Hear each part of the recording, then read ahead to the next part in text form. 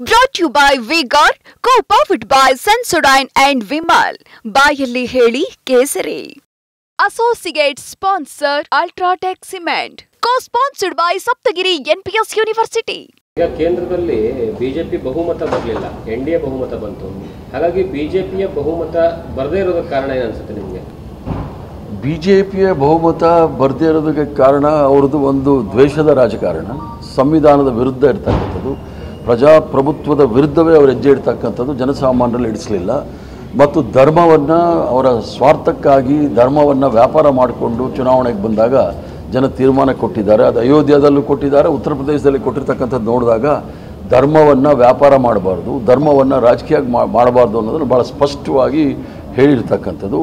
ಮತ್ತು ಏನು ದುರಹಂಕಾರದಲ್ಲಿ ಹೇಳ್ತಾ ಇದ್ರು 400 ಇದು ತಗೊಳ್ಳೋಣ, ಇದು ಇನ್ವರ್ಟರ್ ಎಸಿ. ನೀವು ಗ್ಯಾಮ್ಲರ್ ಅಲ್ವಾ? ಗ್ಯಾಮ್ಲರ್ ಜೂಜಾಡ್ತಿರಲ್ವಾ? ನೀವು ಜೂಜಾಡ್ತೀರಾ? ಇಲ್ಲ, ಯಾರು ಏನು ಹೇಳಿದ್ರು ಅಂತ ನೀನು ಎಷ್ಟು ಕಾಸ್ಟ್ಲಿ ಹಾಗೂ ಡೆಲಿಕೇಟ್ ಎಸಿ ತಗೊಂಡು ಸ್ಟೆಬಿಲೈಸರ್ ತಗೊಳ್ಳಿಲ್ಲ ಅಂದ್ರೆ ಇದು ಜೂಜಾಟ ತಾನೇ.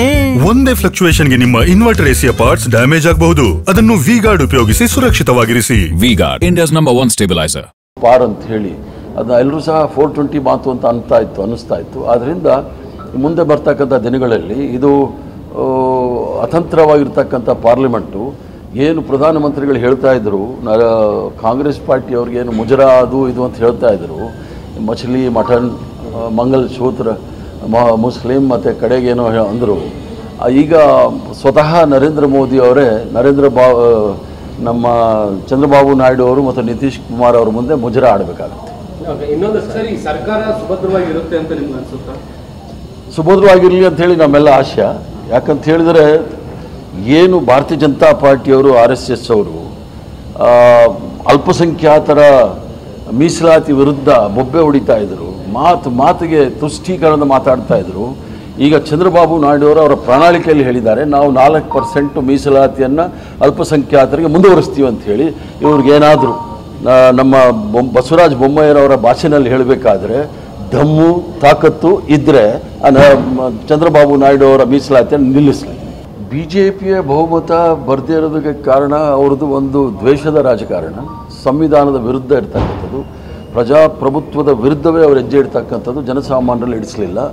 ಮತ್ತು ಧರ್ಮವನ್ನು ಅವರ ಸ್ವಾರ್ಥಕ್ಕಾಗಿ ಧರ್ಮವನ್ನು ವ್ಯಾಪಾರ ಮಾಡಿಕೊಂಡು ಚುನಾವಣೆಗೆ ಬಂದಾಗ ಜನ ತೀರ್ಮಾನ ಕೊಟ್ಟಿದ್ದಾರೆ. ಅದು ಅಯೋಧ್ಯೆಯಲ್ಲೂ ಕೊಟ್ಟಿದ್ದಾರೆ, ಉತ್ತರ ಪ್ರದೇಶದಲ್ಲಿ ಕೊಟ್ಟಿರ್ತಕ್ಕಂಥದ್ದು ನೋಡಿದಾಗ ಧರ್ಮವನ್ನು ವ್ಯಾಪಾರ ಮಾಡಬಾರ್ದು, ಧರ್ಮವನ್ನು ರಾಜಕೀಯ ಮಾಡಬಾರ್ದು ಅನ್ನೋದನ್ನು ಭಾಳ ಸ್ಪಷ್ಟವಾಗಿ ಹೇಳಿರ್ತಕ್ಕಂಥದ್ದು.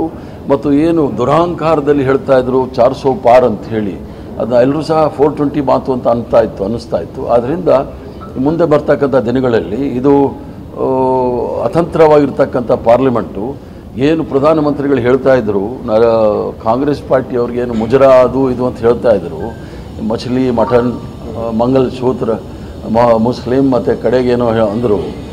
ಈಗ ಸ್ವತಃ ನರೇಂದ್ರ ಮೋದಿ ಅವರೇ ನಮ್ಮ ಚಂದ್ರಬಾಬು ನಾಯ್ಡು ಅವರು ಮತ್ತು ನಿತೀಶ್ ಕುಮಾರ್ ಅವ್ರ ಮುಂದೆ ಮುಜರಾ ಆಡಬೇಕಾಗುತ್ತೆ.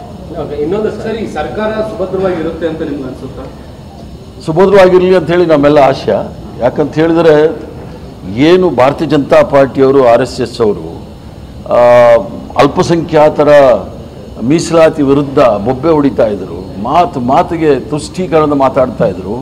ಈಗ ಚಂದ್ರಬಾಬು ನಾಯ್ಡು ಅವರು ಅವರ ಪ್ರಣಾಳಿಕೆಯಲ್ಲಿ ಹೇಳಿದ್ದಾರೆ, ನಾವು 4% ಮೀಸಲಾತಿಯನ್ನು ಅಲ್ಪಸಂಖ್ಯಾತರಿಗೆ ಮುಂದುವರಿಸ್ತೀವಿ ಅಂತ ಹೇಳಿ.